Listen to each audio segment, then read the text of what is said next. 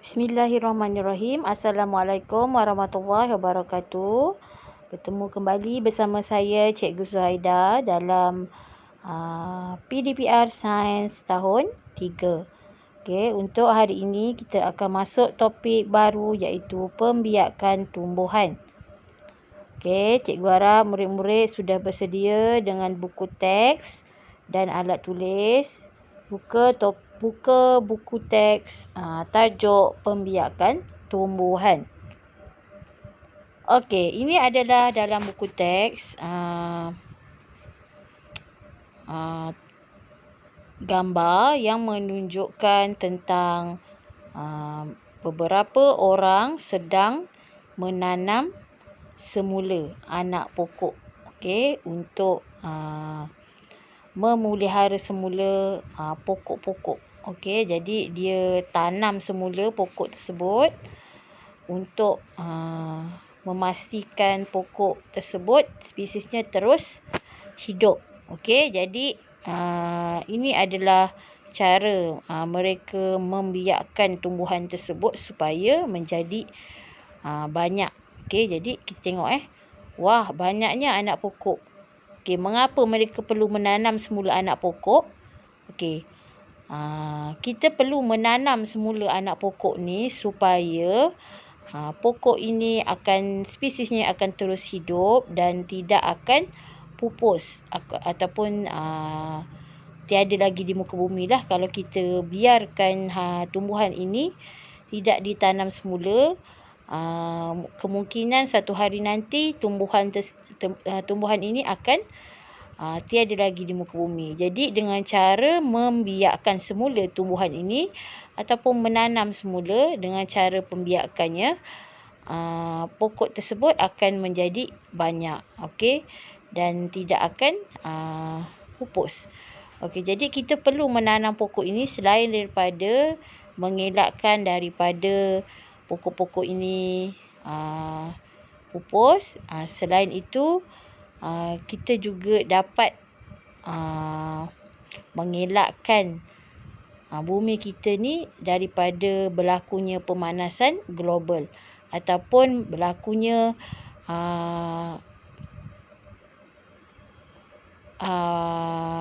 karbon dioksida berlebihan di permukaan bumi. Okey, sekiranya kalau tumbuh-tumbuhan ni tiada, oksigen akan berkurangan dan karbon dioksida akan meningkat. Okey, jadi untuk mengelakkan berlakunya karbon dioksida meningkat, kita perlu menanam semula pokok-pokok tersebut supaya oksigen boleh ditingkatkan dan karbon dioksida dikurangkan. Okey, itu adalah salah satu sebab kenapa kita perlu menanam semula anak-anak pokok ini. Okey. Seperti saya terangkanlah tadi, mengelakkan daripada bumi kita panas. Okey, panas yang terlampau. Jadi bila ada pokok, dia akan memberi kita oksigen dan mengurangkan karbon dioksida. Okey, sebelum saya meneruskan topik hari ini, hari ini saya ingin menerangkan bagaimana tumbuhan itu membiak. Okey, bagaimana kita nak membiakkan tumbuhan supaya menjadi lebih banyak. Okey, sebelum kita cikgu nak terangkan, cikgu nak mulakan dengan kita menyanyi bersama-sama tentang pembiakan tumbuhan. Okey, murid-murid boleh ikut cikgu nyanyi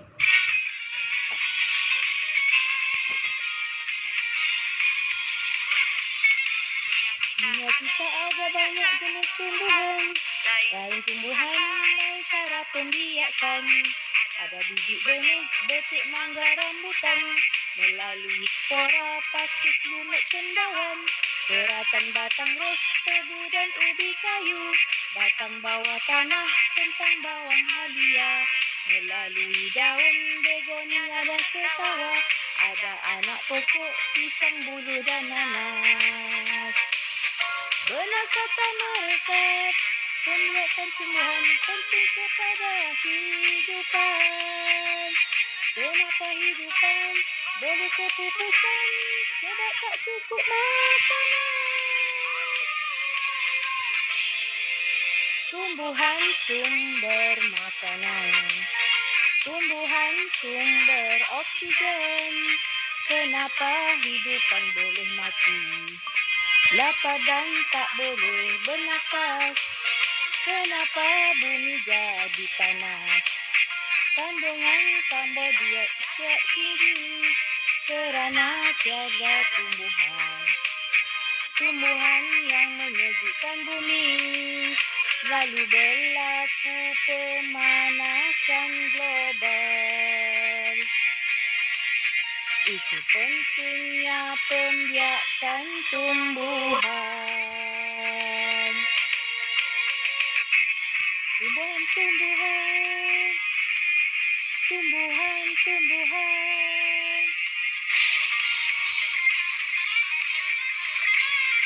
Okay, nyanyi sama-sama ya.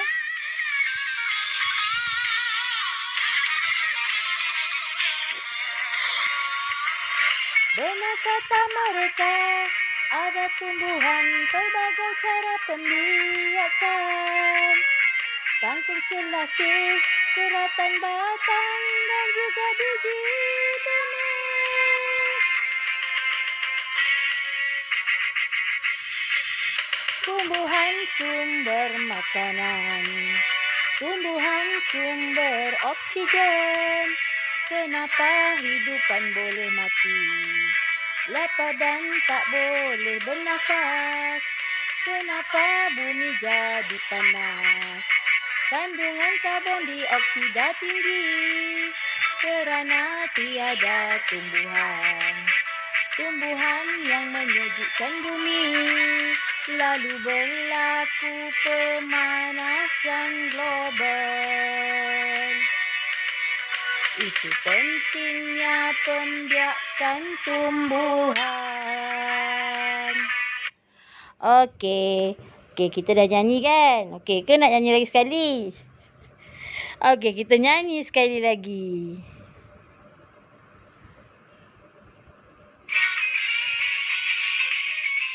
Okey, kita hati-hati ya belajar. Jangan stres. Kita ada banyak jenis tumbuhan. Lain tumbuhan, lain cara pembiakan. Ada biji benih, betik, mangga, rambutan. Melalui spora, paku, lumut dan cendawan. Keratan batang ros, tebu dan ubi kayu. Batang bawah tanah, kentang, bawang halia. Melalui daun, begonia dan setawa. Ada anak pokok, pisang, bulu dan nanas. Benar kata mereka, pembiakan tumbuhan penting kepada hidupan. Kenapa hidupan boleh kepupusan? Sebab tak cukup makanan. Tumbuhan sumber makanan. Tumbuhan sumber oksigen. Kenapa hidupan boleh mati? Lapar dan tak boleh bernafas. Kenapa bumi jadi panas? Kandungan karbon dioksida tinggi kerana tiada tumbuhan. Tumbuhan yang menyejukkan bumi. Lalu berlaku pemanasan global. Itu pentingnya pembiakan tumbuhan. Tumbuhan.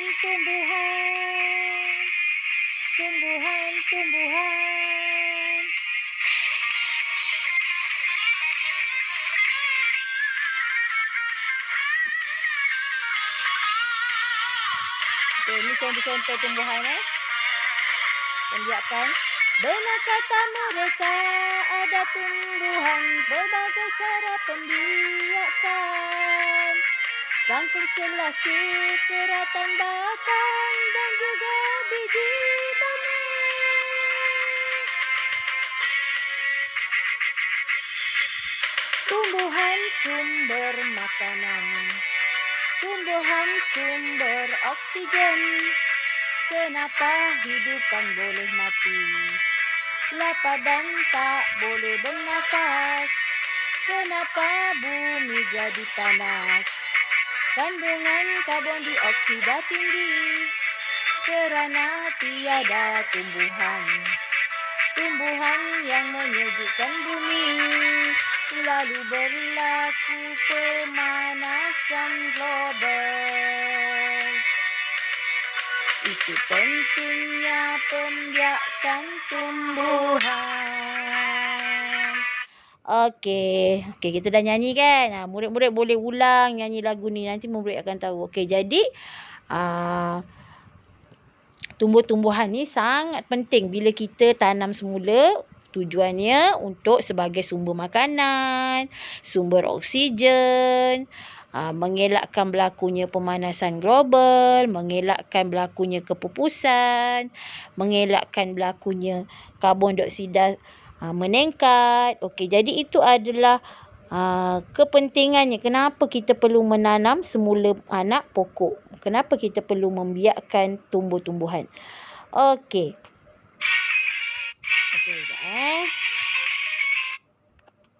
Okey, ini adalah cara-cara pembiakan tumbuhan. Cara-cara untuk kita membiakkan tumbuhan itu supaya dia menjadi banyak, ada macam-macam cara. Okey, pertama melalui daun, kedua melalui biji benih, ketiga melalui batang bawah tanah, keempat melalui anak pokok, kelima melalui batang, keenam melalui spora. Okey, cara pembiakan ni macam mana kita nak biakkan dia, nak tanam dia. Okey, ada 6 cara untuk kita tanam dia. Okey, kita nak menanam dia semula, ada 6 cara. Inilah cara-cara dia. Ada tumbuhan yang membiak melalui daun, ada tumbuhan yang membiak melalui biji benih, ada tumbuhan membiak melalui batang bawah tanah. Kemudian ada juga tumbuhan yang membiak melalui anak pokok, batang dan spora. Okey, ini adalah contoh tumbuhan yang membiak melalui daun. Okey, melalui daun. Macam mana kita nak biakkan? Kita cocok je daun tu akan hidup. Maknanya dia memang cara hidup dia membiak dengan cara melalui daun. Okey, bila kita tanam daun tu akan hidup. Jadi banyak. Okey, contohnya pokok setawa. Okey, ni pokok setawa Pokok setawa ni daun dia akan hidup pada daun-daun ni.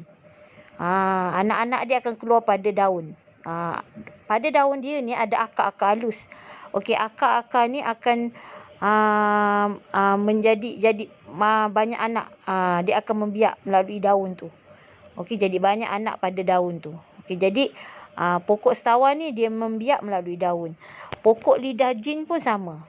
Okey, ini pokok jenis-jenis lidah jin lah. Okey, yang ada dekat rumah kita yang banyak kan. Senang nak membiak dia melalui daun. Okey, ini ada lagi satu contoh pokok iaitu pokok begonia. Okey, begonia pun melalui daun. Okey, ini cara tumbuhan membiak melalui daun. Okey, kalau murid-murid Google, murid-murid akan jumpa lagi tumbuh-tumbuhan yang membiak melalui daun. Okey, ini melalui biji benih. Okey, biji benih ni, pokok yang melalui biji benih ni dia mempunyai buah. Okey, biasanya pokok yang berbuah ni, contoh pokok rambutan, pokok durian, pokok manggis, yang mempunyai biji benih, dia membiak melalui biji benih. Maknanya kita tanam biji benih tu dalam tanah, dia akan tumbuh jadi pokok baru. Okey, itu adalah cara pembiakan melalui biji benih. Contohnya pokok kembung. Okey, dia meletupkan biji benih dia akan jatuh ke tanah dan akan menjadi anak pokok baru. Okey. Ini sebelah ni adalah contoh-contoh. Okey, ini pokok kacang, pokok bendir, semua yang ada buah, dalam dia ada biji benih. Jadi biji benih tu boleh ditanam dan akan tumbuh pokok baru. Okey. Okey, selain daripada tu pokok padi, yang ada buah lah. Pokok cili, pokok labu, pokok tembikai, pokok tomato, pokok jagung dan apa-apa pokok buah-buahan pokok-pokok yang mempunyai buah dan dalamnya ada biji benih, dia membiak melalui biji benih. Okey. Ini adalah cara pembiakan melalui keratan batang. Maknanya keratan batang kita cocok je batang pokok tu, dia akan tumbuh, dia akan hidup. jadi pokok baru. Okey, macam inilah pokok ubi kayu. Okey, pokok bunga raya, pokok bunga kertas, semua daripada melalui keratan batang. Ini contoh-contoh pokok daripada keratan batang. Pokok tebu, pokok tebu kita cocok je batang je kan, nanti dia akan tumbuh jadi pokok baru. Okey. Pokok daun kesum. Okey, batang daun kesum tu kan kita cocok je kat dalam ataupun kita letak rendam dalam air, dia akan tumbuh pokok baru. Pokok ubi kayu. Okey, batang cocok. Kita nak tanam pokok ubi, kita patah-patahkan batang dia, kita cocok kat tanah, dia akan tumbuh tunas lah.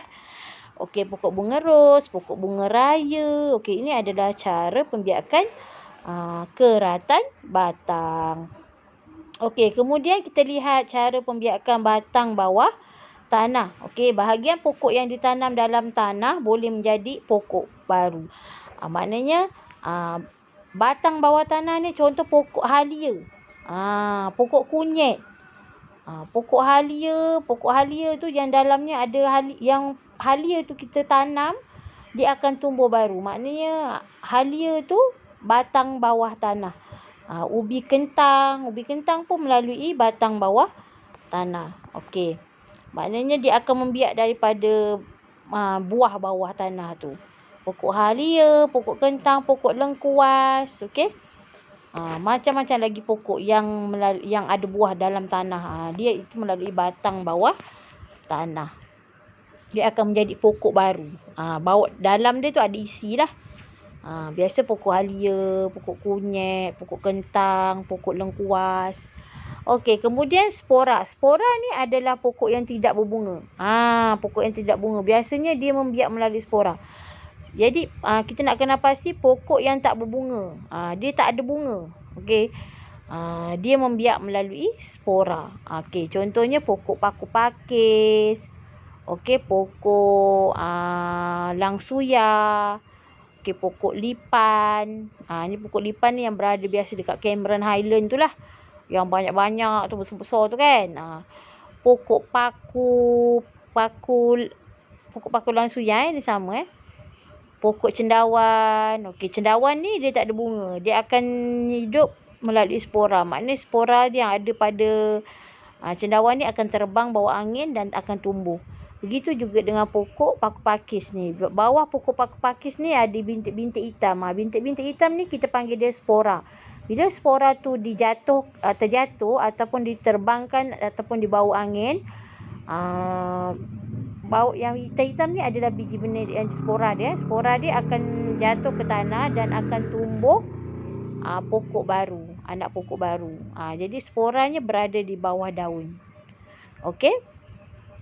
Kemudian anak pokok. Cara pembiakan anak pokok. Biasa pokok buluh. Melalui anak pokok lah. Kalau tepi-tepi dia macam pokok pisang, dia ada anak kan tepi-tepi tu kan. Itu melalui anak pokok. Anak pokok dikelilingi induknya, boleh menjadi pokok baru. Maknanya kalau ada pokok besar kat sini, tepi dia mesti banyak anak. Dia biasa dia dikelilingi daripada pokok besar tu, keliling-keliling dia tu anak pokok. Dia akan keluar daripada pokok induk tu. Pokok induk tu pokok yang besar lah. Okey. Pokok buluh, pokok nanas. Okey, ini pokok buluh. Ini kita panggil dia rebung. Biasa buluh kan?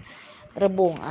Ini anak pokok ni lah rebung. Anak pokok ni kita panggil dia rebung. Dia boleh jadi buluh kan? Dia lembut lagi.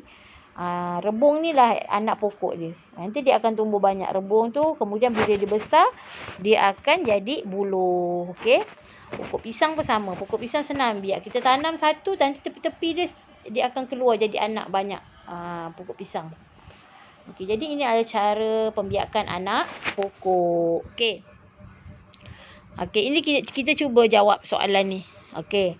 Kita jawab soalan ni. Okey, tengok pokok tebu. Pokok tebu melalui apa?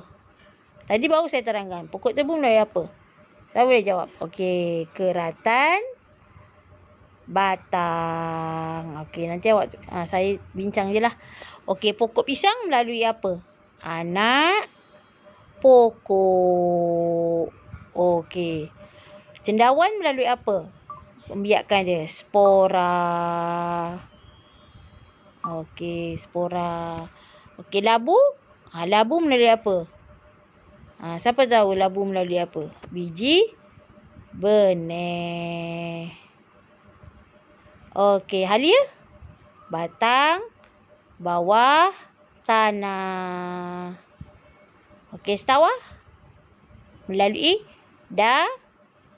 daun. Okey, ini adalah contoh soalan lah. Latihan. Kalau murid-murid faham, murid-murid boleh faham apa yang saya terangkan, murid-murid boleh jawab soalan kalau saya terangkan balik. Kalau saya bagi latihan. Okay, saya terangkan, saya cuba buat. Kita buat balik lagi sekali. Okey, tebu melalui apa? Batang. Okey, keratan batang lah. Okey, pokok pisang.